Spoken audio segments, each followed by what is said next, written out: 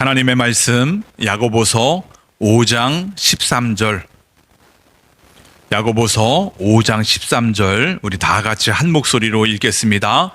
너희 중에 고난당하는 자가 있느냐? 그는 기도할 것이요 즐거워하는 자가 있느냐? 그는 찬송할지니라. 아멘. 그저께 금요일이죠. 부산 서지방에 청년연합 수련회가 있었습니다.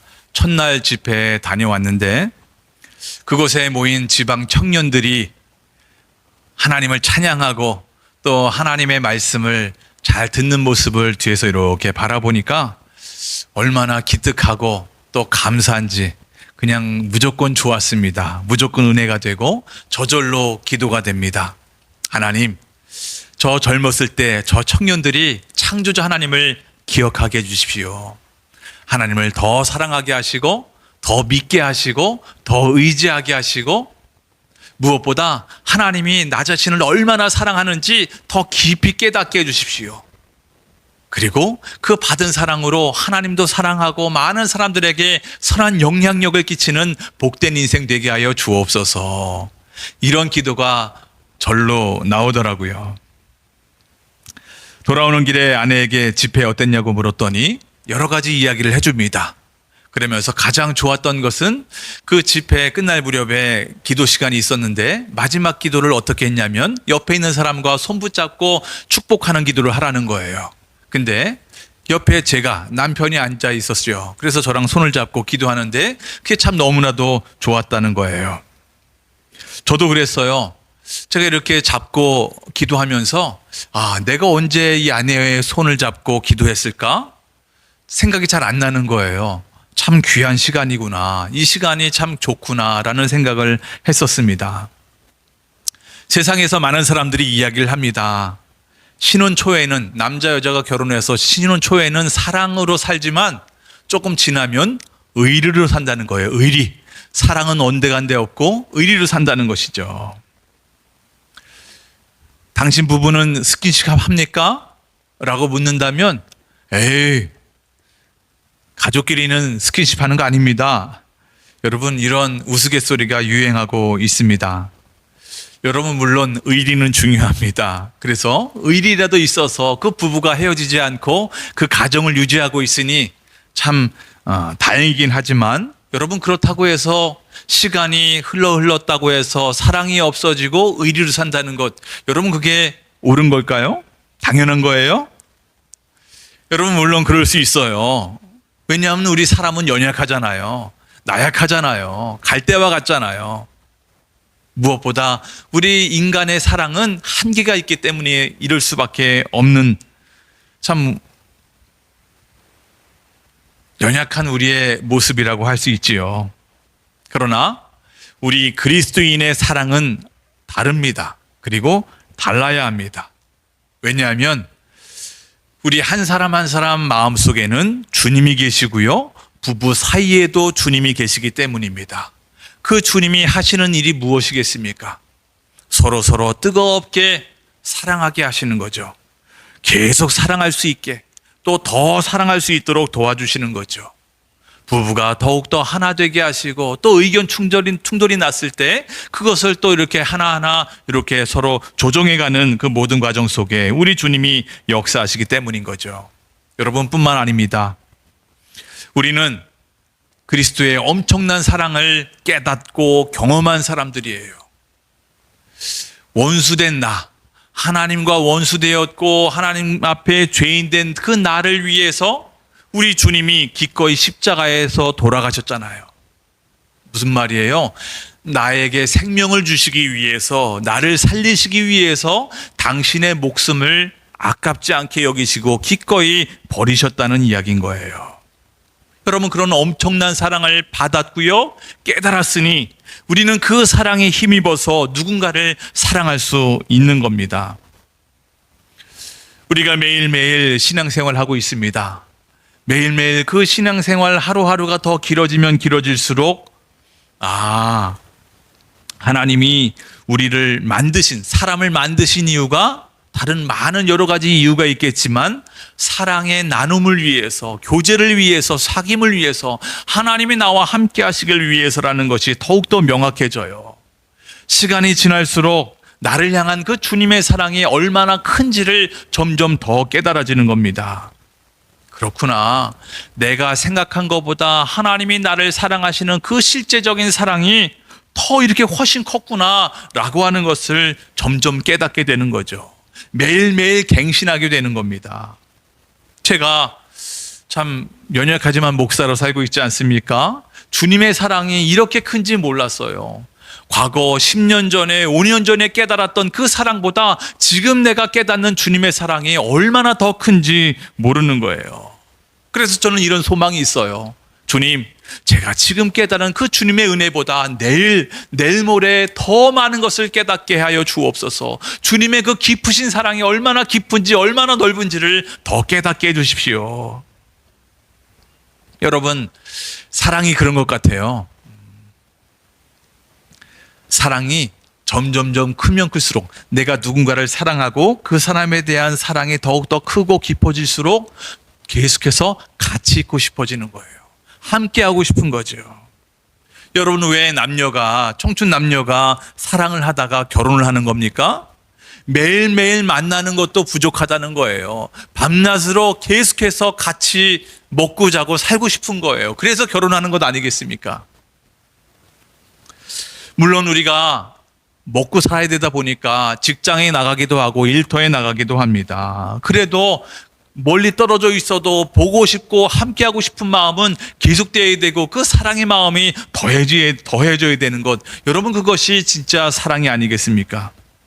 우리 주님도 마찬가지입니다.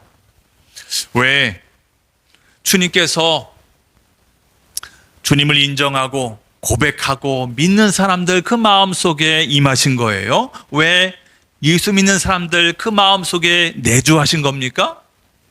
여러 가지 많은 이유도 있지만 가장 주된 이유는 나와 함께 하시고 싶다는 거예요. 사랑을 나누고 싶다는 거예요. 내가 너의 삶을 역사하고 인도해 주겠다. 내가 너를 도와주겠다. 여러분, 그런 마음이 너무 크신 거예요. 뿐만 아니죠. 그런 마음으로 우리를 사랑해 주실 뿐만 아니라 함께 해 주실 뿐만 아니라 우리에게도 그런 사랑을 요구하고 계셔요. 사랑하는 자녀야, 네가 좀 나를 더 생각했으면 좋겠다. 나를 좀 더 사랑해 줬으면 좋겠다. 나와 함께 하자. 계속해서 더 깊게 나와 사귀자. 라고 하는 그 주님의 그 마음인 거죠. 여러분, 그러니까 우리 하나님의 자녀, 우리 주님의 자녀는 우리가 이 땅에서 살아갈 때에 신앙인 이전에 하나님의 자녀입니다. 하나님의 자녀로서 우리가 이 땅을 살아나가다 보면 수많은 일, 수많은 사건, 수많은 사고 또는 수많은 일들을 겪으며 살아가는데 우리의 24시간 그 어떤 것도, 그 어떤 사건도, 그 어떤 사고도 하나님과 관련지어서 하나님과 함께 하나님 관계 안에서 생각하지 않을 수가 없습니다.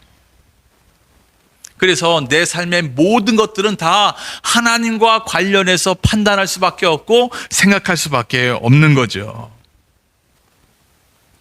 오늘 우리가 읽은 이 본문 야고보서, 이 말씀도 너무나 유명해서 여러분 다 알고 계신 말씀일 거예요. 여기서도 똑같이 말씀하고 있지 않습니까? 여러분 가운데 혹시나 고난당하는 사람 있어요? 슬퍼요? 아픈 분들 계세요? 그런 분들이 있다면 기도하십시오. 혹여나 지금 행복해요? 지금 즐거우세요? 기뻐요? 찬양하시기를 바랍니다. 하나님을 찬양하세요. 여러분, 우리 인생은 둘 중에 하나예요. 기쁘지 않으면 슬픈 거예요. 슬프지 않으면 기쁜 거예요. 근데 슬프면 기도하고 기쁘면 찬양해라. 무슨 말이에요? 언제나 늘 주님 바라보라는 거예요.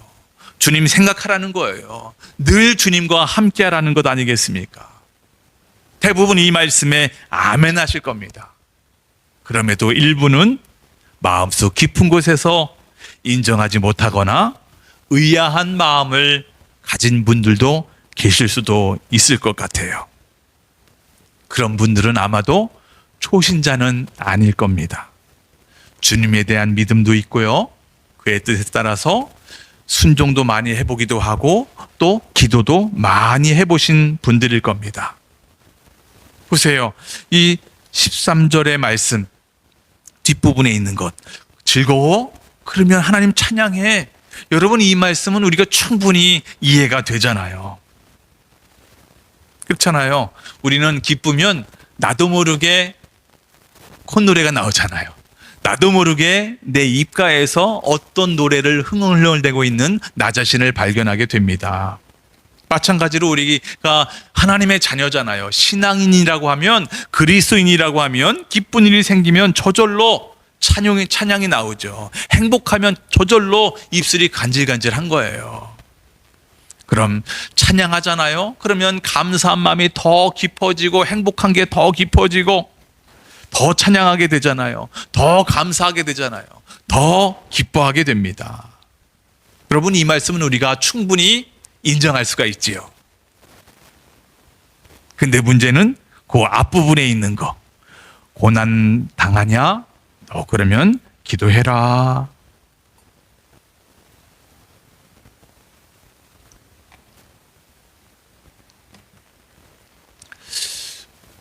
너 지금 슬프냐? 기도해. 근데 왠지 이 말씀은 좀 마음속 깊은 곳에서는 좀 떨떠름한 게 없잖아 있어요. 우리가 읽지는 않았지만 15절에서도 이렇게 말씀해요. 믿음의 기도는 병든 자를 구원하리니 주께서 그를 일으키시리라. 고난당했을 때 믿음으로 기도하면 응답받는다. 하나님이 고쳐주신다. 하나님이 회복시켜주신다. 여러분, 이 말씀도 마찬가지예요. 왜 우리 마음속에 이 말씀이 하나님의 말씀이니까 믿어야죠. 한편으로는 의심하고 있는 우리 자신을 보게 됩니다. 왜 그럴까요? 우리가 인생을 살면서 한두 번 고난당할 때가 있었나요? 아니에요. 우리는 수도 없이 아팠고 슬펐고 괴로웠습니다. 그때마다 우리가 얼마나 하나님을 향해 애원했는지 몰라요. 통곡하며 눈물 흘리며 부르짖었는지 몰라요. 이뿐인가요? 금식하며 기도할 때도 있었어요. 애원하며 애절하게 기도할 때도 있었고요. 하루에도 몇 번씩이나 기도했는지 몰라요. 작정하며 기도했는지 몰라요. 눈물 뿌리며 기도했는지 몰라요. 그 가운데 정말 은혜스럽게 하나님의 응답을 받은 경우도 참 많이 있었죠. 그런 경험도 있었어요. 반면에 응답받지 못한 경험도 있어요. 사실 어쩌면 이런 경우가 더 많이 있었는지도 모르겠습니다. 그때마다 우리는 마음속에 깊은 곳에 허탈감이 있는 거죠. 분명 하나님의 말씀인데, 하나님께서 약속해 주신 건데, 그러면 반드시 이 말씀대로 이루어지는데 왜 내 삶 속에는 이런 응답이 별로 없을까? 하나님, 내가 얼마나 주님을 향해 부르짖었습니까? 얼마나 눈물 뿌려봤습니까? 저는 이만큼 이렇게 할 만큼 기도하지 않았습니까? 이만큼 애원하지 않았습니까? 하나님 앞에 엎드리지 않았습니까? 주님, 이 정도 기도했으면 응답해 주셔야 되는 것 아닙니까? 하나님, 왜 나의 이 간절한 눈물의 기도에 응답하지 않으십니까? 왜 끄떡도 안 하십니까? 하나님, 다른 사람 보면요, 별거 아닌 기도 같은데, 별거 아닌 기도 제목들도 척척척 하나님이 다 응답해 주셔서 정말 이 사람들 보니까 회복했어요, 다 나았어요, 합격했어요, 실패하지 않았어요, 잘 됐어요 라고 하는 소식이 마음껏 이렇게 저렇게 들려오는데 왜 나만 하나님 이 기도 제목 들어주지 않습니까? 하나님, 도대체 어찌 된 겁니까? 여러분, 우리가 이런 기도를 얼마나 많이 해왔습니까? 제가 청년 때 그 교회 다니던 어느 집사님 한 분이 암 선고를 받게 되었어요. 그래서 담임 목사님이 설교할 때마다 선포를 하십니다. 우리 온 교인이 다 함께 한 마음으로 저분의 저 암을 고쳐달라고 하나님께 기도해 봅시다. 우리 믿음을 가지고 뜨겁게 기도해 봅시다 라고 하셨어요. 그래서 온 교회가 얼마 동안 열심히 최선을 다해서 눈물 뿌려 애절하게 부르짖어 기도했습니다. 여러분, 그 결과가 어떻게 됐을까요? 어떻게 됐을까요? 돌아가셨어요. 돌아가셨어요. 저는 아직 그분의, 그 집사님의 영정사진의 그 눈빛을 잊을 수가 없어요. 담임 목사님도 여러 성도님들도 실망감을 감출 수가 없었던 기억이 나요. 여러분, 이런 쓰디쓴 기도의 경험이 있다 보니까 오늘 본문 같은 이런 말씀을 대할 때면 하나님의 말씀이니까 믿어야 되겠는데, 그러나 내 삶 속에서 내 기도의 경험에 의하면 이러지 않을 경우, 이 말씀대로 이루어지지 않은 경우가 얼마나 많이 있는지 몰라요. 그래서 마음이 좀 불편해요. 하나님의 말씀과 내 기도의 경험의 괴리가 너무 큰 거예요. 여러분, 이것 때문에 우리가 혼란스럽지 않습니까? 오늘 말씀의 제목이 뭐였어요? 기도 응답의 딜레마. 이건 거예요. 하나님은 분명 믿음의 기도는 병든 자를 구원해 주겠다, 내가 회복시키겠다, 내가 일으키겠다. 여러분, 병들었을 때 기도 안 해봤어요? 안 나은 적이 얼마나 많이 있습니까? 기도대로 이루어지지 않은 적이 얼마나 많습니까? 여러분, 분명히 약속의 말씀이니까 우리가 이것을 믿어야 돼요. 맞아요. 믿는 건 맞아요. 근데 실상은 그러지 않단 말입니다. 여러분, 도대체 뭐가 문제인 거예요? 말씀이 거짓말이에요? 아니면 내 신앙이 잘못된 겁니까? 도대체 뭐가 문제란 말입니까? 우리는 기도의 본질을 생각해 보지 않을 수가 없습니다. 여러분, 과연 기도가 뭡니까? 여러분이 생각하는 기도가 뭡니까? 성경에서 우리에게 가르쳐 주신 그 기도가 뭐라고 이야기하고 있습니까? 여러분, 세상 사람들이 말하는 것처럼, 아니면 다른 종교에서 말하는 것처럼 기도라는 것은 말이야, 우리 사람이 한계가 있잖아. 우리 능력이 한계가 있어. 우리는 연약해. 우리는 나약해. 그렇기 때문에 내가 해결할 수 없는 문제, 내가 도대체 해결할 수 없는 그런 문제가 생겼을 때 나보다 능력 있는 어떤 존재에게 이 문제를 해결해 달라고 하는 거야. 그게 바로 기도인 거야. 내가 이렇게 아파, 불치병이야. 그렇기 때문에 내가 그 어떤 능력 있는 분들에게 기도하는 거야. 그렇게 엎드리는 거야. 도와달라고 요청하는 거야. 그게 바로 기도라는 거야. 여러분, 우리의 기독교가 말하는 기도가 바로 이런 겁니까? 맞아요.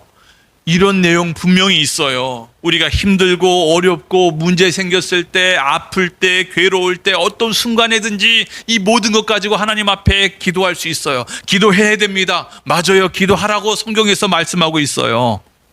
당연히 우리가 필요한 기도입니다. 다시 말하지만 우리는 연약하잖아요. 이 연약한데 이 험난한 세상 속에 살려고 하다 보니 우리가 얼마나 많은 문제에 아픔 속에 부딪히는지 몰라요. 내 능력으로 내 스스로 해결할 수 없는 문제들이 얼마나 많이 산재해 있는지 몰라요. 우리 주님도 기도를 가르쳐 주실 때 말씀하셨잖아요. 일용할 양식을 주옵소서. 먹을 것뿐만 아니라 우리의 의식주 문제, 이 땅에 먹고 사는 문제 위해서 너희들 기도해라 라고 우리 예수님이 분명히 말씀해 주셨습니다. 그러나 이것이 우리의 기도의 본질일까요? 아니죠. 아니죠. 세상에서는, 다른 종교에서는 이것이 기도의 목적이고 목표일지 몰라도 우리 기독교에서는, 우리 주님께서 가르쳐 주신 그 기도에는 여러분, 이것이 주된 본질이 아니에요. 마태복음 6장 31절부터 33절까지 우리 다 같이 한 목소리로 읽겠습니다. 시작. 그러므로 염려하여 이르기를 무엇을 먹을까, 무엇을 마실까, 무엇을 입을까 하지 말라. 이는 다 이방인들이 구하는 것이라. 너희 하늘 아버지께서 이 모든 것이 너희에게 있어야 할 줄을 아시느니라. 33절 우리 정확하게 분명하게, 중요하니까 다시 읽어봅니다. 시작. 그런즉 너희는 먼저 그의 나라와 그의 의를 구하라. 그리하면 이 모든 것을 너희에게 더하시리라. 아멘. 그런즉 그러니까 너희들 먼저 그의 나라와 그의 의를 구해라. 무슨 말이에요? 맞아요. 우리는 연약하기에 먹고 사는 문제에 신경 쓰지 않을 수가 없습니다. 무엇을 먹을까, 무엇을 마실까, 무엇을 입을까 하는 문제 중요해요. 그러나 이것보다 더 훨씬 더 중요한 문제, 더 훨씬 고귀한 것이 있다. 뭐예요? 너희들이 먼저 구해야 될 것, 먼저 기도해야 될 것은 말이야, 그의 나라와 그의 의다. 하나님을 구하는 것, 하나님을 바라보는 것, 하나님을 찾는 것, 이것이 너희의 기도의 본질이다. 이것이 가장 중요한 기도의 핵심이다. 그것이 바로 이 고귀한 우리의 이 기도다라고 가르쳐주고 있습니다. 오늘 우리가 야고보서 5장의 말씀 읽었는데 여러분 1장에서도 중요한 얘기 있지 않습니까? 여러분 가운데 지혜가 부족합니까? 그러면 후히 주시고 꾸짖지 아니하시는 그 하나님께 아뢰십시오. 그러면 주님께서 다 주실 겁니다. 이런 말씀이 분명히 있어요. 근데 조건이 있습니다, 여러분. 조건이 뭡니까? 6절에 이렇게 말씀합니다. 다 같이 시작. 오직 믿음으로 구하고 조금도 의심하지 말라. 아멘. 여러분 무슨 믿음일까요? 무슨 믿음을 말하는 걸까요? 아니면 의심은 무엇을 의심하지 말라는 것일까요? 하나님이 내가 구하는 거 다 들어주실 거야 라고 하는 그 믿음인가요? 이거 흔들리지 말라고 하는 걸까요? 물론 그런 마음도 필요합니다. 그런 마음으로 우리가 기도해야 됩니다. 하나님이 내가 기도하는 건 다 들어주실 거야 라고 하는 그 믿음 가지고 의심 갖지 말고 기도하는 것 너무나도 중요합니다. 그러나 무엇보다 더 중요한 것은 하나님에 대한 믿음, 하나님에 대한 신뢰가 더 중요하다는 거예요. 하나님 존재에 대한 믿음, 하나님의 성품, 하나님은 선하신 분이셔, 하나님은 좋은 분이셔, 그래서 우리에게 좋은 것을 주시는 분이시야. 그런 믿음이, 그런 신뢰가 필요하다는 겁니다. 하나님은 선하신 분이기 때문에 내가 어떤 상황, 어떤 형편에 있을지언정 하나님은 내 인생을 책임져 주셔, 내 앞길을 선하게 인도해 주셔 라고 하는 그 믿음, 그 신뢰가 더 중요하다는 거예요. 다시 말씀드려요. 기도의 본질이 뭐라고요? 하나님 바라보는 거라고요. 하나님 바라보는 거라고요. 기도의 본질이 뭐라고요? 그 하나님께 집중하는 거라고요.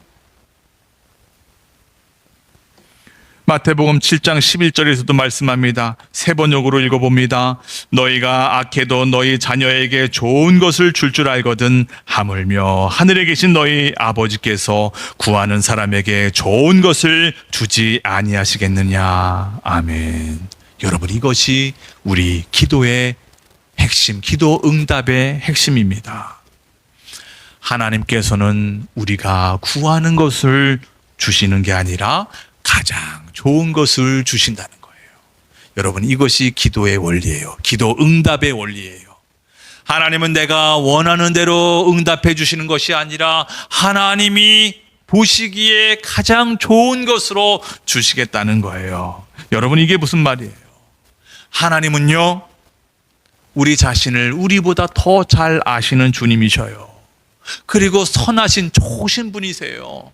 그래서 우리가 기도를 하잖아요. 하나님, 제가 생각할 때 이게 가장 좋아 보여요. 하나님 저에게 이것 주세요 라고 기도하면 하나님이 우리의 기도를 들으시고 생각하신다는 거예요. 판단하신다는 거예요. 그래서 우리가 드려진 그 기도 제목이 하나님이 보실 때도 합당하고 하나님 보시기에도 가장 좋은 거야? 그러면 그대로 들어주시고요. 하나님이 들어서 판단해 보셔서 아니야 그것보다는 이게 더 좋아 라고 하면 우리가 원하는 대로 기도 응답해 주시는 것이 아니라 하나님 보시기에 가장 좋은 것으로 우리에게 응답해 주신다는 거예요.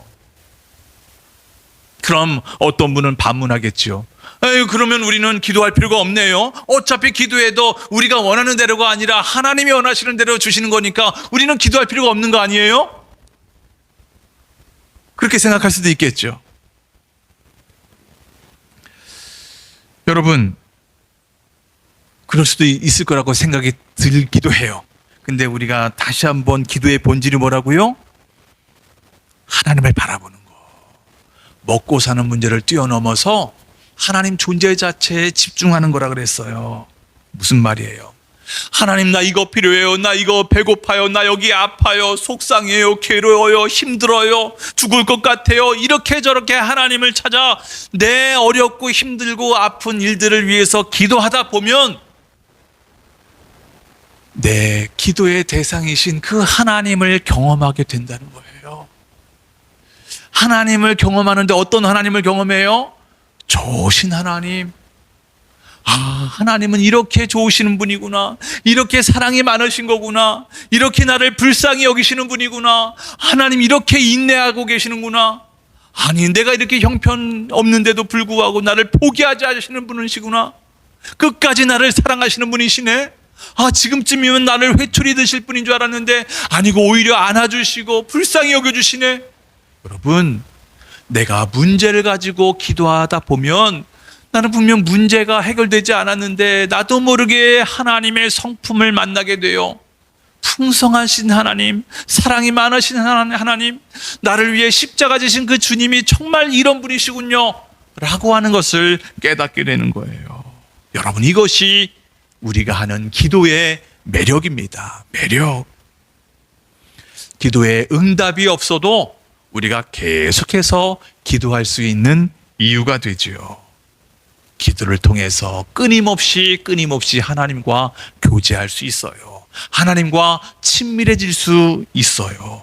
여러분, 이것이 하나님의 자녀의 엄청난 특권 아니겠습니까? 여러분 한번 생각해 보세요.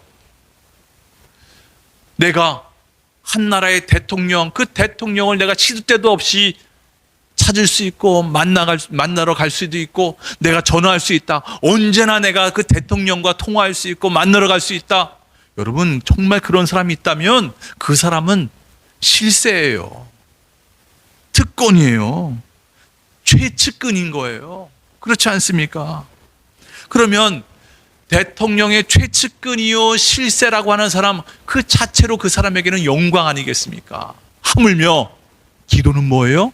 내가 시도 때도 없이 하나님을 만날 수 있어요. 하나님과 대화할 수 있어요.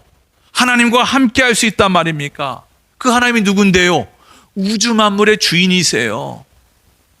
이 세상의 역사의 섭리자 되세요. 통치자 되세요. 다스리시고 통치하시는 우주의 주인이신 분이세요. 그 하나님과 끊임없이 대화할 수 있고 친밀해질 수 있는 거, 바로 그것이 기도예요. 그렇다면 이 기도가 우리에게 얼마나 큰 영광이에요. 영광 중에 영광이요, 이거보다 더 큰 영광은 없는 거죠. 여러분, 분명 우리가 육체를 가지고 있기 때문에 이 세상에서 필요한 것들 참 귀하고 소중한 거 많아요. 왜? 우리가 먹지 않으면 우리는 죽어요. 마시지 않으면 죽습니다. 입지 않으면 수치심에 창피해서 부끄러워서 살아갈 수가 없어요. 그러나 이것보다 더 크고 더 존귀한 것이 있다고 한다면 내가 하나님의 측근, 내가 하나님과 친밀해지는 것만큼 귀하고 소중한 것은 없는 겁니다. 여러분, 이 특권이 여러분과 저에게 있다는 겁니다. 여러분, 기도를 생각할 때 우리가 정말 두려워야 될 것은 뭡니까? 오히려 내가 기도한 대로 척척척 응답을 주실 때 위험한 거예요. 우리가 두려워야 될 상황인 거예요. 구약성경 열왕기하 20장을 보면 남유다의 유명한 왕 히스기야 왕의 이야기가 나옵니다. 하나님이 하나님의 종 이사야 선지자를 통해 그 히스기야 왕에게 사형 선고를 전합니다. 너 이제 죽을 준비해라. 너 이제 끝이다. 그랬더니 이 히스기야가 어떻게 반응해요? 아주 유명하잖아요. 그의 낯을, 그의 얼굴을 벽으로 향하고 통곡의 기도, 눈물의 기도를 하는 거예요. 벽을 쳐다보며 기도한다는 건 뭐예요? 오직 주님께만 집중하며 주님만 바라보며 애절하게 통곡의 기도, 애원의 기도를 하나님께 드렸다는 거예요. 어떻게 됐습니까? 하나님이 뜻을 돌이켜서 그를 살려주셨어요. 기도한 대로 즉시 응답이 됐다는 거죠. 그 이후가 어떻게 됐어요? 그 이후 히스기야가 어떻게 됐습니까? 예, 하나님을 놓쳤어요. 하나님을 놓쳤어요. 하나님을 잊어버렸어요. 마음이 붕 떠서 자기 자신을 많은 사람들에게 막 자랑하다가 결국에는 그 가장 중요한 하나님을 놓쳤다는 거예요. 여러분, 이것보다 두려운 일은 없는 거 아니겠습니까? 여러분, 그렇다면 여러분, 기도라고 하는 것은 내 문제를 해결하는 수단이구나, 내 필요한 것을 공급받는 수단이구나. 여러분, 이것도 분명히 있지만 이것보다 더 중요한 수단이 뭐라는 거예요? 이 기도라고 하는 것은 하나님을 붙들게 하는 수단이라는 거예요. 하나님을 붙들 수 있는 수단이 된다는 거예요. 여러분, 우리가 이거 좀 잊으면 안 되는 거예요. 여러분, 아까 우리가 15절 읽었잖아요. 믿음의 기도는 병든 자를 구원하리라. 단순히 그 믿음으로 기도하면, 여러분, 기도 뜨겁게 하면 하나님이 병을 다 고쳐주실 거예요. 여러분, 이런 약속이기도 하지만 여러분, 이런 약속만이 아니에요. 하나님만 붙들게 하겠다. 내가 하나님만 바라보게 하겠다. 정말 기도하는 자들, 내가 그들은 하나님 바라보게 하겠다. 하나님 붙들게 하겠다. 무슨 말이에요? 기도에는 단순히 문제 해결만이 아니라 좋으신 하나님을 바라보게 하는 힘이 있다는 겁니다. 여러분, 그동안 그리스도인으로 하나님의 자녀로 이 땅을 살면서 그동안 얼마나 많은 기도를 해오셨습니까? 그 가운데 얼마나 많은 기도 제목의 응답을 받지 못했습니까? 반면에 그 숱한 기도 속에서 얼마나 많은 주님을 경험을 하셨습니까?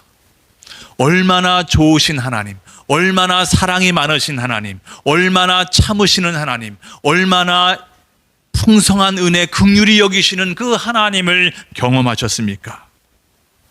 그래요. 난 분명 아파서 기도를 시작했어요. 문제 해결을 하기 위해서 기도를 시작했는데 열심히 뜨겁게 눈물 뿌려 애원하며 통곡하며 기도했는데, 그렇게 기도하다 보니 내 마음이 평안해졌어요. 믿음이 생겼어요. 감사와 찬양이 넘쳐났습니다. 아, 그렇구나. 하나님이 나를 이렇게 사랑하시는구나. 이렇게 나를 붙들고 계시는구나. 하나님이 나를 이렇게 포기하지 않으시는구나. 우리가 새삼 깨닫게 되는 거예요. 새삼 경험하게 되는 겁니다. 그래서 어느덧 내 흐르던 이 눈물의 의미가 달라지기 시작합니다. 내가 처음에는 힘들어서 눈물을 흘렸습니다. 억울해서, 괴로워서, 아파서 눈물을 흘렸는데, 그렇게 눈물을 흘리며 기도하다 보니까 어느새 이 눈물의 의미가 감사해서, 주님을 사랑해서, 하나님을 찬양하며 흘리는 눈물이 되고 있는 것을 발견합니다. 여러분, 이상하지 않습니까? 여전히 내 삶 속에는 이 문제가 해결되지 않았는데 나는 왜 이렇게 평안한 겁니까? 왜 이렇게 행복한 겁니까? 왜 이렇게 은혜가 넘치는 겁니까? 여러분, 이것이 기도의 능력이에요. 기도의 힘입니다. 기도의 매력입니다. 여러분이 지금 주일 이 주님의 날 이 자리에 앉아 있는 것, 날씨가 오늘 왜 이렇게 좋습니까? 저 바깥에 놀러 가고 맛있는 것도 먹으러 가고 쉬고 싶기도 하지만, 그럼에도 불구하고 지금 여러분이 이 자리에 앉아 있는 것, 여러분의 기도 덕분입니다. 내가 이 자리에 앉아서 살아계신 하나님을 찬양하고 경배하고 주님께 기도하고 아버지의 말씀을 들을 수 있는 것, 여러분의 평상시에 그 기도를 통해서 주님이 만나주셨기 때문인 겁니다. 여러분의 그 기도를 통해서 하나님이 어떤 분이신지, 하나님이 얼마나 여러분을 사랑하시는지를 깊이 만나주시고 깨닫게 해주시고 느껴주시게 했기 때문인 겁니다. 이것뿐만입니까? 내가 하나님을 그동안 얼마나 많이 오해했습니까? 지금쯤이면 하나님 화나셨을 거야, 나를 포기하셨을 거야 라고 그렇게 생각하고 그랬는데, 기도하다 보니 하나님은 여전히 나를 사랑하시고 포기하지 않으셨어요. 아, 내가 오해했구나, 하나님을 착각했구나 하나님이 이 기도를 통해서 하나님을 얼마나 많이, 하나님에 대한 그림을, 하나님에 대한 오해를 얼마나 많이 풀어주셨는지 몰라요. 여러분, 어제도 오늘도 기도하시는 여러분, 내일도 기도하실 여러분, 여러분에게 이런 놀라운 하나님의 은혜가 계속되길 원합니다. 충만히 임하여서 여러분이 허락하여 주신 그 날까지, 그 끝날까지 최선을 다해서 기도하며 주님을 더 알아가며 주님을 더 사랑하고 주님과 더 교제하며 살아가시는 여러분과 제가 되길 주의 이름으로 축복합니다. 아멘. 함께 나눈 말씀 가지고 찬송가 418장